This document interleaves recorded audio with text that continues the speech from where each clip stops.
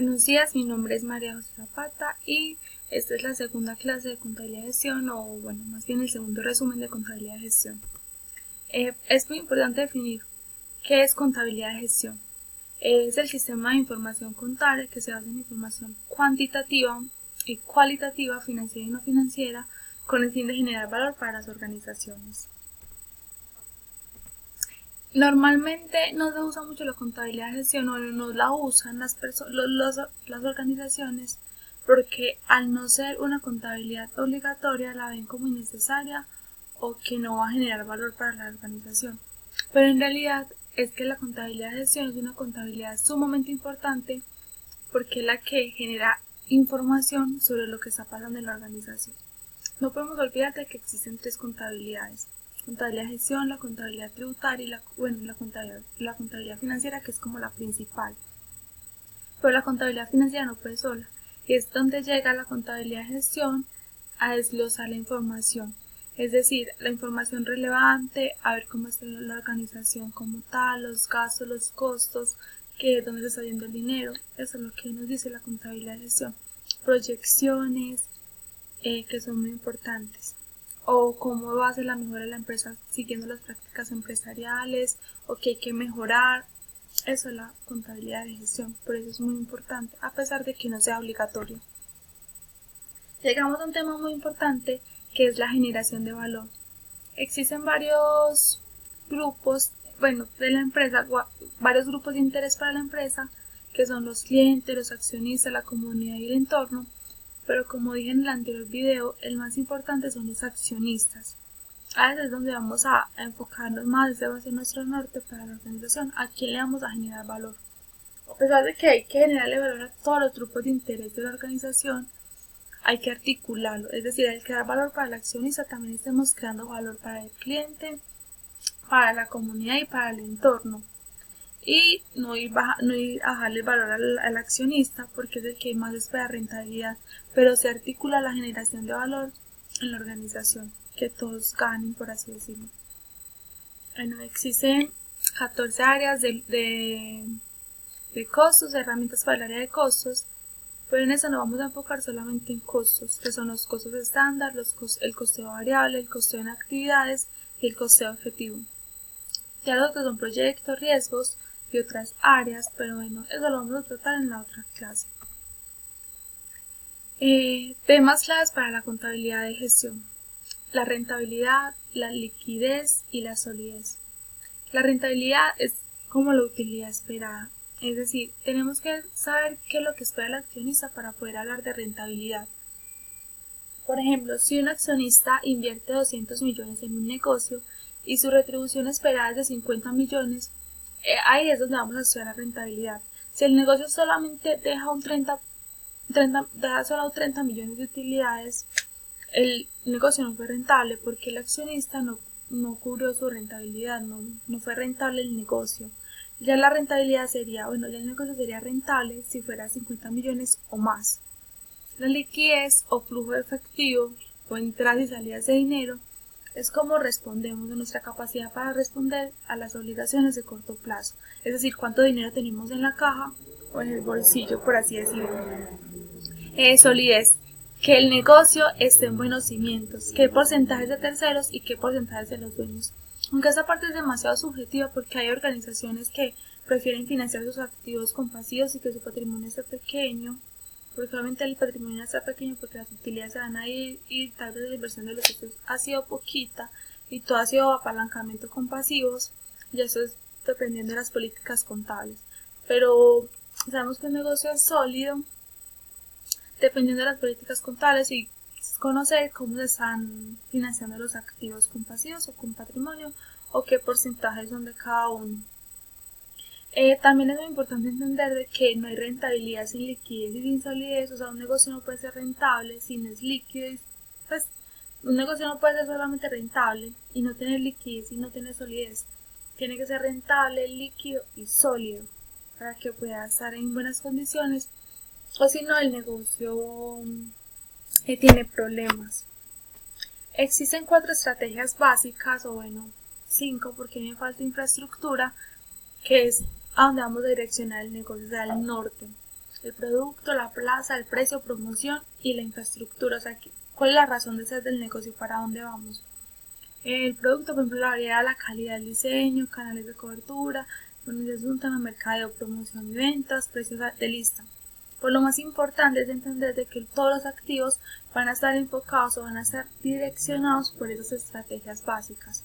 Que ninguna inversión en la organización se haga sin esas estrategias o siguiendo esas estrategias para no incurrir en inversiones innecesarias o gastos innecesarios o pérdidas inesperadas. Las estrategias básicas, lo más recomendable es que toda la organización la conozca para que puedan direccionarse bien y hacer bien su trabajo. Un tema también muy importante es la valoración de capital intelectual. Cuando los negocios empiezan a operar, se empieza a constituir otros activos financieros que no se presentan debido a que se puede prestar para manipulación de la información.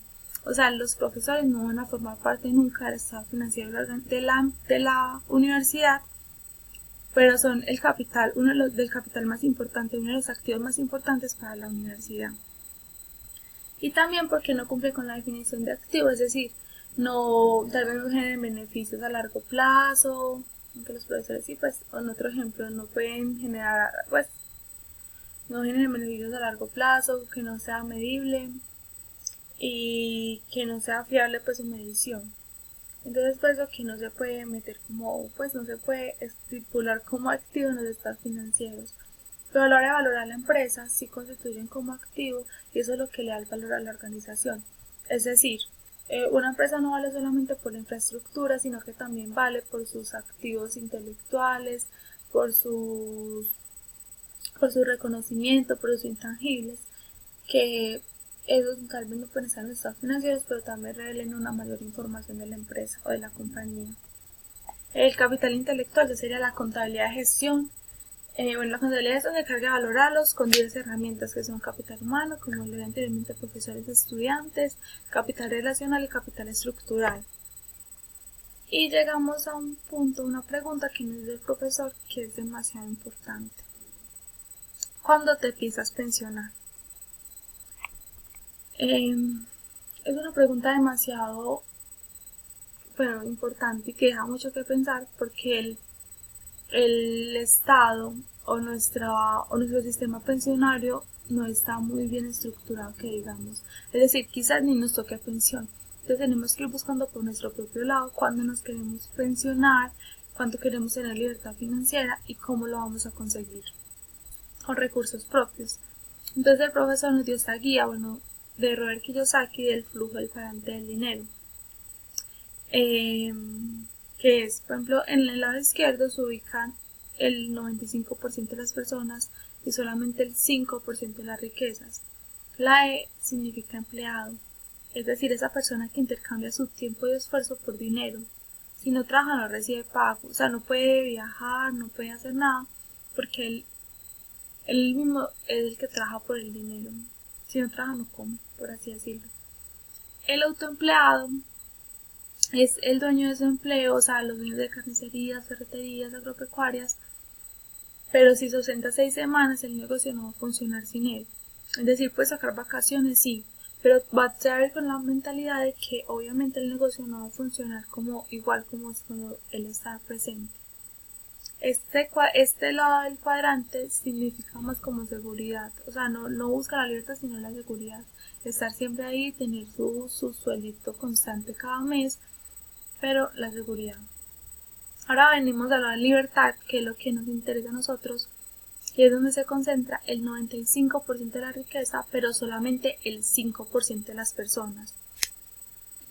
La D significa dueño, es decir, dueño de empresas de más de 500 empleados, que se puede ir a viajar un mes o varios meses, incluso un año.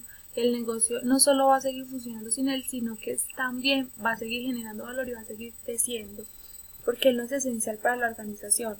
Eso es lo que uno debería buscar, no ser esencial para la organización, sino más bien haberlo creado inteligentemente, conseguir las personas indicadas y que estas personas le retribuyan el dinero, o sea, que el mismo negocio retribuya el dinero que le invirtió o más.